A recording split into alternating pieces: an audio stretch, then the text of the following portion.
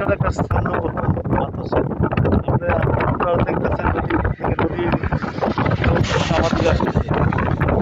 বাতাসটা কিন্তু আসছে বিশাল একটা বাতাস সেটা নদীর পানির স্রোতের সাথে বাতাসের যে স্পিড সংমিশ্রণ মিলন